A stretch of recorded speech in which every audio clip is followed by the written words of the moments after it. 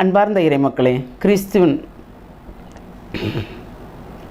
கொஞ்சம் கட் பண்ணுப்பா, இருமல் வருது ஐயா.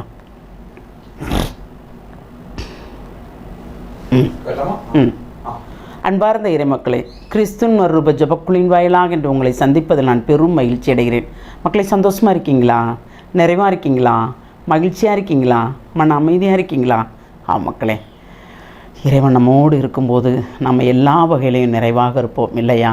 அந்த நிறைவு தான் ஒவ்வொரு நாளும் நம்மளை எழுப்பி விடுகிறது மக்களே. செய்தியை கொடுக்க வைக்கிறதும் அந்த நிறைவு தான் மக்களே. அதனால் எப்பொழுதும் நாம் அவரை சார்ந்திருப்போம். இன்று அவர் நமக்கு என்ன இறைவார்த்தை தருகிறார் பார்ப்போமா? திருத்தூதர் பவுல் எபிரேயருக்கு எழுதிய திருமுகம், அதிகாரம் 5, இறை வார்த்தை 7-10 முடிய. அவர் இவ்வுலகில் வாழ்ந்த காலத்தில் தம்மை சாவிலிருந்து காப்பாற்ற வல்லவரை நோக்கி உரத்த குரல் எழுப்பி கண்ணீர் சிந்து மன்றாடி வேண்டினார். அவர் கொண்டிருந்த இறைப்பற்று கலந்த அச்சத்தை முன்னிட்டு கடவுள் அவருக்கு செவிசாய்த்தார். அவர் இறைமகனாயிருந்தும் துன்பங்கள் வாயிலாக கீழ்ப்படிதலை கற்றுக்கொண்டார். அவர் நிறைவுள்ளவராகி தமக்கு கீழ்ப்படுவோர் அனைவரும் என்றென்று மீட்படிய காரணமானார். மெல்கிசேதேக்கின் முறைப்படி வந்த தலைமை குரு என்று கடவுள் அவருக்கு பெயர் சூட்டினார். Praise the Lord.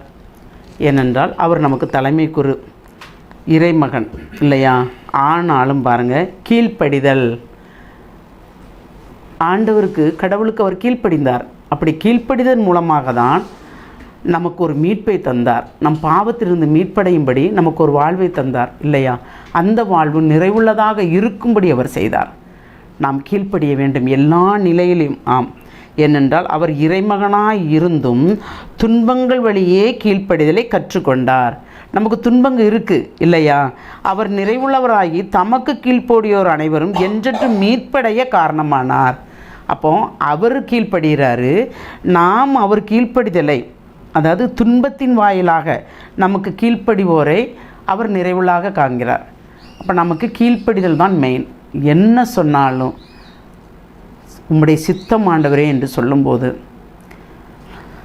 எனக்கு முடியாது என்று சொல்லாமல் முடியும் ஆண்டவரே, நீர் என்னோடு கூட இருந்தால் முடியும் என்று சொல்லும்படி நாம் இருந்தோம் என்றால் எல்லாமே நிறைவாக இருக்கும்.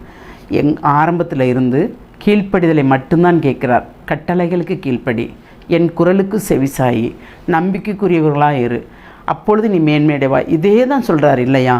அப்போ நாம் கீழ்ப்படுகிறவர்களாக இருக்கிறோமா, கீழ்ப்படிதல் இல்லாதவர்களாக இருக்கிறோமா? சிந்திப்போமா?